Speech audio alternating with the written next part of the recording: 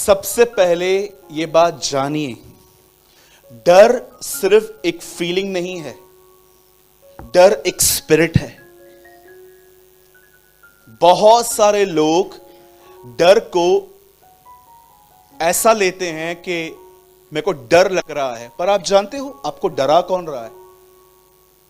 आप जानते हो, एक दिन एक रिसर्च की गई, एक आदमी को एक कमरे में रखा गया और उसे कहा गया कि कुछ समय के बाद हम इस कमरे में एक कोबरा सांप को छोड़ने वाले हैं। अब जब उस आदमी ने सुना कि इस कमरे में एक कोबरा सांप को छोड़ने वाले हैं, तब उसकी आंखों पे पट्टी बांध दी गई और कहा गया बस अभी 2 मिनट में छोड़ेंगे।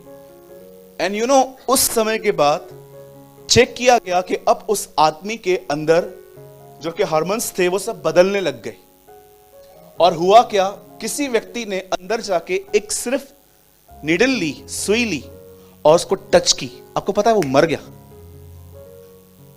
तब उन लोगों ने एक बात देखी कि एक्चुअली सुई में तो इतनी ताकत है नहीं कि वो उसे मार दे, पर बाद में पता चला कि एक्चुअली इस आदमी ने एक चीज को इतना इस तरह से ले लिया कि ये आदमी डर में ही मर गया। अब जानते हो फियर एक्चुअली क्या है? डर क्या है? डर एक दुष्ट आत्मा है और वो जानता है। आप जानते हो पौलुस ने तीमुथियुस को ये क्यों लिखा था? जिस समय पौल ने तीमुथियुस को ये लिखा, उस समय पौल 65 साल का था और तिमुथी 45 का था। हुआ क्या था, एक्चुअली पौल और तिमुथी आपस में घूमते थे, प्रभु का काम करते थे एक साथ। जैसे मैं कुछ भाइयों के साथ हमेशा रहता हूं, तो पौल के अनुसार एक बार उससे तीमुथियुस के ऊपर हाथ रखा था और तीमुथियुस को कुछ वरदान मिला था, उसके द्वारा एक गिफ्ट मिल गई थी। अब हुआ क्या, तीमुथियुस उस वरदान को चमका ही नहीं पा रहा था। यू नो, कभी कभी आप कुछ लोग को बोलो आप आगे आओ प्रेयर करने के लिए,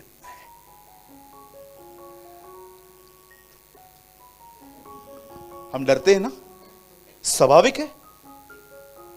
कई बार आप देखो, अगर मैं आपको कहूं कल आपको वचन बताना है, मुझे ताके तो चाहिए, आपको वचन बताना है, आप कर पाएंगे? नहीं कर पाएंगे, क्योंकि डर की वजह से वरदान चमक नहीं पाता कई बार। तब पौलुस उसको समझाता है कि एक्चुअली तू इतना क्यों डरता है? प्रभु ने तुझे वो आत्मा नहीं दी है, परमेश्वर ने तुझे जो स्पिरिट दी है वो एक्चुअली उसमें सामर्थ है, प्रेम है और संयम है, सेल्फ कंट्रोल है। और याद रखिएगा, ये जो स्पिरिट है ये डिफरेंट स्पिरिट नहीं है, ये पवित्र आत्मा ही है। कुछ लोग को लगता है ये और नई आत्मा आया है बदल 2021 में, no no no, same spirit है, पवित्र आत्मा है। अब मैं आपको समझाना चाहता हूं एक्चुअली डर आपके अंदर से आता कैसे है और वो जाता कैसे। आज सीखो, जब तक जिंदा हो डर आते रहेंगे। रिलेशनशिप टूटने का डर, मेरे पैसे खत्म हो गए तो बिल्स कैसे पे करूंगा इसका डर, मेरी एज बढ़ रही है शादी कैसे होगी इसका डर। रिसेंटली चर्च में किसने प्रार्थना करवाई कि बाल सफेद हो रहे हैं, प्रार्थना करो कि सफेद ना हो, इसका डर। मैंने कहा प्रभु आपने कहा है आप ही बालों को काला और सफेद करते हो विदाउट मेहंदी, आप करके दो इनके लिए। आपको पता है कितने डर लगते हैं हमें आजकल। सब्जी बनाते हो सब्जी जल ना जाए, इसका डर। सच बताइए, मैं आपसे पूछना चाहता हूं, कितने लोग हैं आप देखते भी हो कुछ हुआ भी नहीं, पर दिमाग चलता रहता है, चलता रहता है, चलता रहता है, चलता रहता है। आप बिलीव करो, एक बार मैंने ट्रेन में से किसको गिरते हुए देखा था, मैं उसके बाद कभी दरवाजे पे खड़ा ही नहीं हुआ। मुझे लगा कि यार ऐसे गिरते हैं लोग। मैंने अपनी आंखों से एक व्यक्ति को ट्रेन से गिरते हुए देखा था। एक्चुअली उनकी गलतियां थी। होते ना कुछ लड़के मस्ती मजाक में वीडियो बनाने के लिए दरवाजे पे खड़े हो जाते हैं और नीचे गिरते हैं, सर फटता है वगैरह वगैरह, ये उनकी गलतियां भी हैं, पर मैंने देखा था उसका डर। सुनिए, सबसे पहले मैं आप में से हर एक को बताना चाहता हूं, डर सिर्फ एक ही चीज से निकलने वाला है, जब आप फाइट करना सीखोगे। अगर फाइट नहीं करोगे, ये डर आपको बहुत सारी बातों में अंदर ले जाएगा।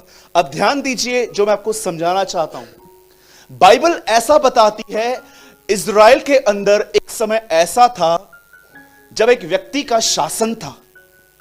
एक आदमी रूल कर रहा था, और मैं आपको बताना चाहता हूं इस आदमी के किंगडम में ही सबसे ज्यादा झूठे भविष्यवक्ता आए हुए थे, और उसका नाम था अहाब। आपको पता चलेगा अहाब के समय में इतने झूठे भविष्यवक्ता इज़राइल में थे, और इन लोगों ने पूरी इज़राइल को गंदगी की तरफ ले लिया था, पूरी गंदगी की तरफ। एक दिन जानते हैं क्या हुआ? इनका यह बिलीव था कि हमारा खुदा मौसम को कंट्रोल करता है। आप जानते हो इन लोगों का यह बिलीव था, ये मानते थे बाल को। बेयाल इंग्लिश में है, लेकिन आप हिंदी में पढ़ोगे तो आपको पता चलेगा बाल देवता। अब होता क्या था, उन दिनों में ये लोग बिलीव करते थे कि हमारा जो खुदा है ना, वो मौसम को, बारिश को, धूप को, सब जगहों पे कंट्रोल करता है। एक दिन एलिया आया और उसने कहा उनको कंट्रोल करता है ना, अब मैं तुम्हें बताता हूं मेरा खुदा क्या है। और जानते हो उसने क्या किया? बारिश ही बंद करवा दी। एलिया ने उनकी बारिश ही बंद करवा दी। अब मेरे कहे बगैर बारिश की एक बूंद भी नहीं गिरने वाली है, उसने ऐसा कहा। और बाइबल ऐसा बताती है कि उसने हेवन को लॉक कर दिया। उन दिनों में एलिया एक भविष्यवक्ता था, और जानते हो हुआ क्या? वो ऐसे दिन थे जब एक समय ऐसा आया, 400 नबी उस तरफ खड़े थे, एलिया इस तरफ खड़ा था, और इन दोनों के बीच में कुछ एक कंपटीशन स्टार्ट हुई कि चलो दोनों खुदा को पुकारेंगे, जिसके खुदा ने आग फेंकी वो सच्चा खुदा। उन लोगों ने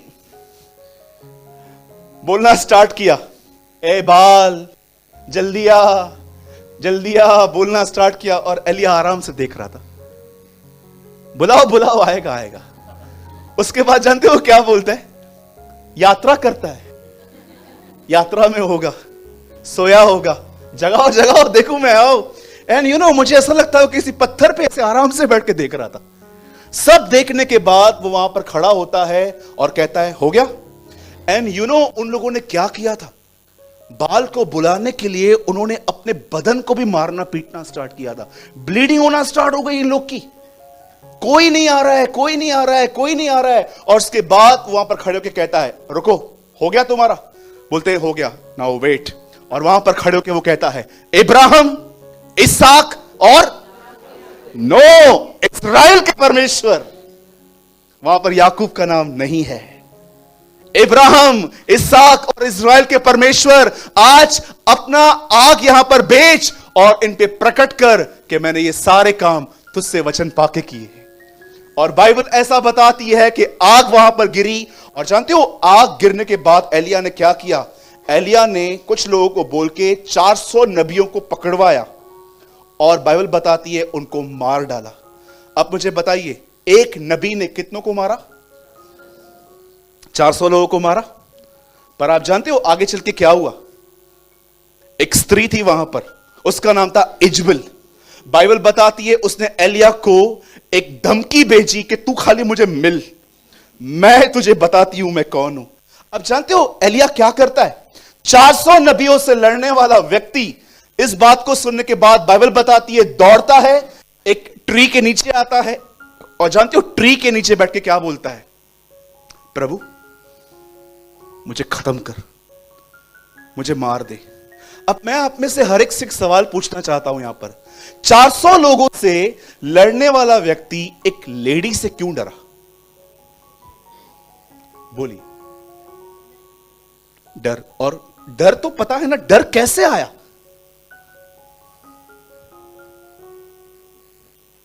बोलिए। कहीं आप भी तो ऐसे नहीं हो कि कोई टाइम था आप लोगों को बोल के आते थे जो करना है कर, पर इन दिनों में you are so mentally weak, दिमागी तौर पे इतने कमजोर कि पूछो मत। आप जानते हो एक टाइम था उसने बेयाल के सारे प्रॉफिट्स को खत्म किया था अकेले। मैं आपको बताना चाहता हूं ये वो बंदा था जिसके लिए ऐसा लिखा गया है कि वो रिवाइवल लेके आया था इज़राइल में।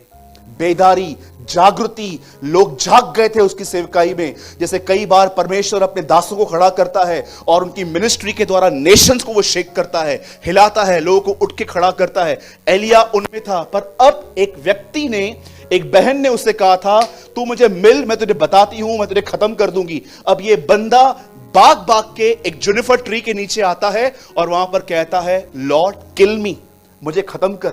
जानते हो क्यों? रीजन क्या है? इस आदमी ने अपनी डेथ क्यों मांगी खुदा से? One reason. आप जानते हो इसका प्रॉब्लम क्या था?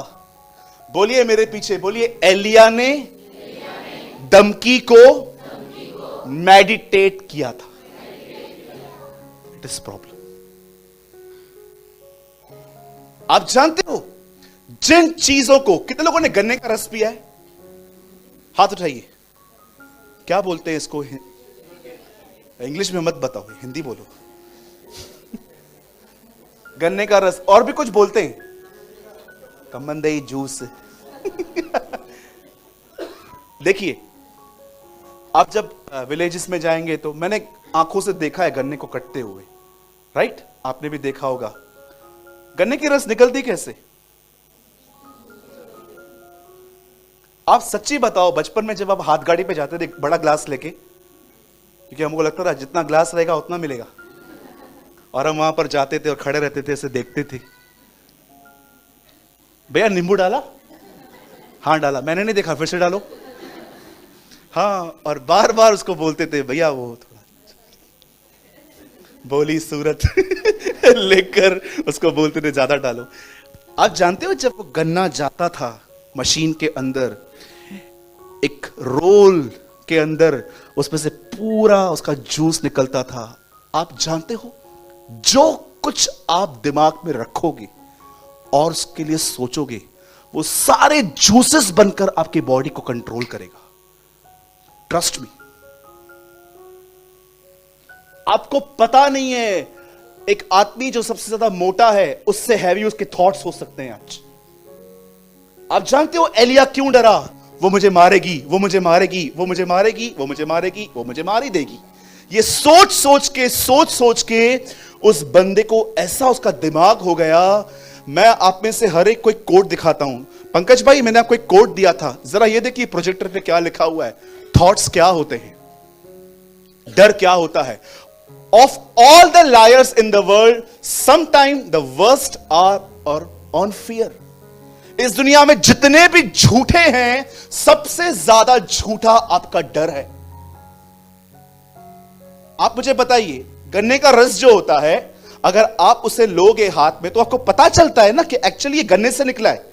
झूठ, डर को अपने हाथ में लो और उससे पूछो तू कहां से निकला है? झूठ में से।